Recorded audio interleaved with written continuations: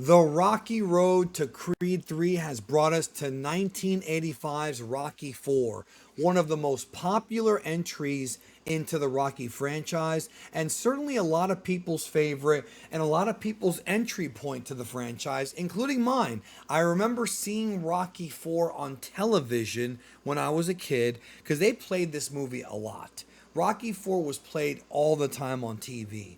I saw Rocky 4 before I even saw Rocky 1. Maybe because of the time period, but I saw Rocky 4 on TV more than any of the other ones. And then later on, I saw a marathon of Rocky 1, 2, 3, and 4. I don't remember if 5 was in it, but we're discussing Rocky 4 now. Rocky 4, of course, pits our main character, Rocky Balboa, against this giant, monstrous Russian played by Dolph Lundgren. This is his first big role. Of course, the traditional players all come back. Sylvester Stallone writing, directing, reprising his role as Rocky Balboa, who's still the champion. Followed up with Talia Shire, Burt Young, Carl Weathers, Tony Burton, and I mentioned, of course, Dolph Lundgren. You also have Bridget Nielsen, who wound up being married to Sylvester Stallone sometime after this movie, I think, or during. I don't remember that. But she used to be married to him, and she plays Drago's wife. So, this movie, I have a lot of issues with this film. I know it's a lot of people's favorite, and I do kind of understand why. So, I'm going to talk about the good and the bad here on this video and really go into why I dislike this movie. Because my issues with this movie for a long time, and I said this in my Rocky 3 review, for a long time, this was my least favorite Rocky. Like even Rocky 5 I enjoyed more, and I'll go more into why in the next video I do, which is Rocky 5. So, but why do I dislike Rocky 4? What are the problems I have with it? Okay, we'll get to that. But first, let's talk about the good thing. Acting wise, everyone's great. I think Stallone emotes a lot more in this movie. I think Carl Weathers, by this point, obviously has mastered playing Apollo Creed. I think that Talia Shire does her best, and Dolph Lundgren really plays a giant Russian better than maybe even a real giant Russian would. He's phenomenal in his role. Now, the good, that's the good. Also, the music. Is the movie one big video package? Certainly feels that way. We'll talk about that when we get to the bad section. But the music is banging, like you can't even deny. Hearts on Fire, No Easy Way Out, the instrumental they played during the final battle. Phenomenal soundtrack. There's no arguing the music itself. Very 80s, but it's a phenomenal soundtrack. Also, the final battle, the fight between Rocky and Drago, is phenomenal. A lot of folks have said it's one of their favorite fights in all of cinema, and some have said it's their favorite fight in all of Rocky, like the Rocky movies. And I don't know if it's my favorite fight in all the Rocky movies, but it is definitely the best one. I mean, it's between this and Rocky 2, in my opinion, as far as which one had the best final battle. And, to that point, I think that the movie really does improve in the second half. I think most of my problems with this movie are in the first half. Some of them are somewhat like fanboyish, but I'll get more into that here in a minute. But for a long time, I considered the Rocky series, I decanonized 4 and 5 in my own brain, and I counted it as 1, 2, and 3. But when I saw Creed 2 makes this movie better. And I want to clarify something. I'm talking about the theatrical cut of this movie. I'm not talking about Stallone's recut, as I have not seen that recut yet. I was told by a couple of my friends it's not even worth seeing because what he changed wasn't really that important. And some of you have even said that the theatrical one's better. Like some have said that his cut actually does a disservice to the film. Whereas with something like The Godfather Part 3 versus The Godfather Coda, which is the recut, I think the Coda cut is better because what they shaved out and the way they re-edited it, I think feels a lot better and it flows better.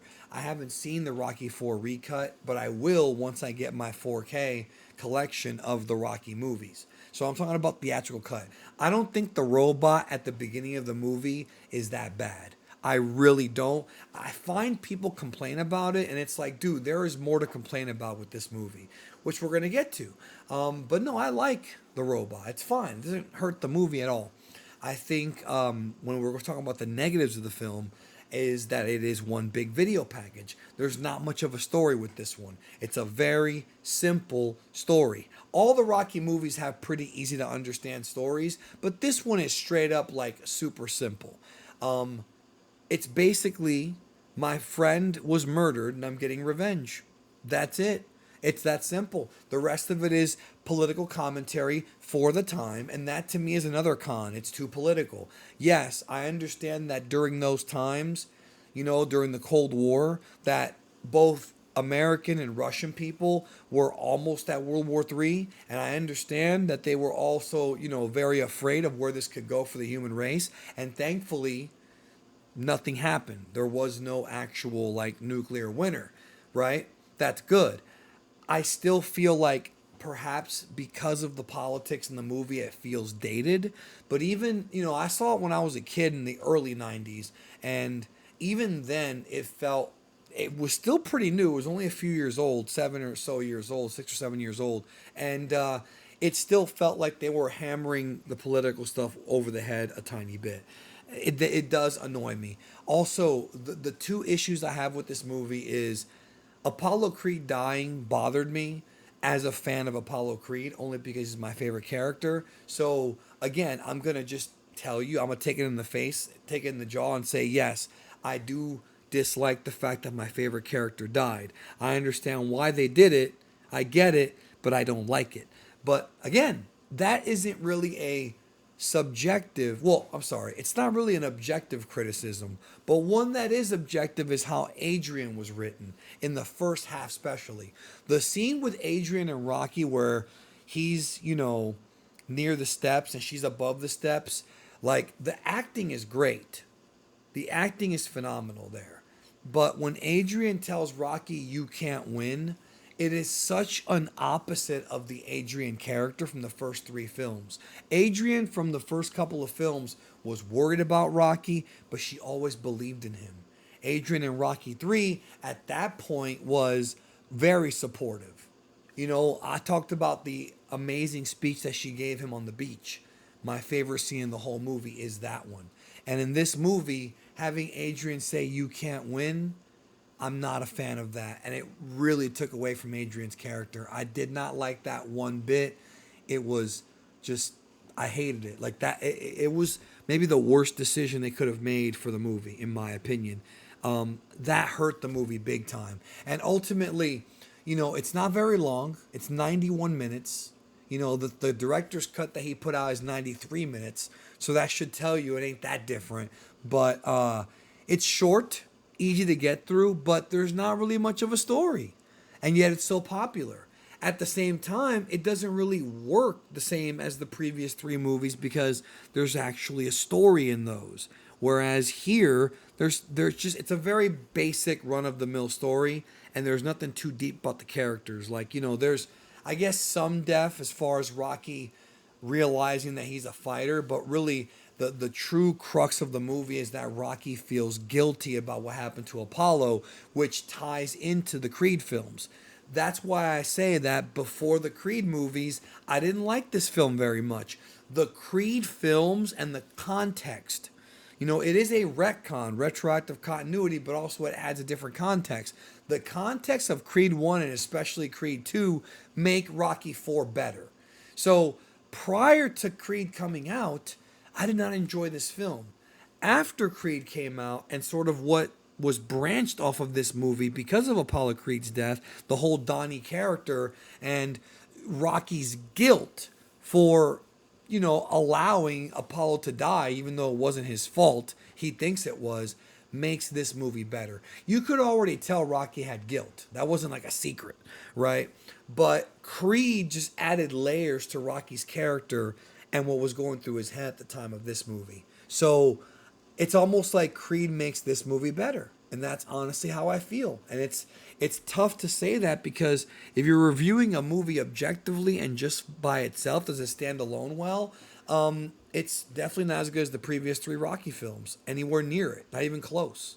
Not even close. It's the first sort of, I would say below amazing Rocky film. I really feel that way. But Creed 1 and Creed 2 legitimized this movie. And because of that, I do find myself enjoying it more now than I did during the time when I disliked it. I still recognize its flaws. I still recognize that I don't like what they did with Adrian or with Apollo. Nevertheless, I feel like Creed improved it, and ultimately, none of these movies are actually bad, including Rocky 5, which I'm going to review next time because I think that's the one that's referred to most as the bad Rocky, and there's obviously reasons why. But think about this about Rocky 5.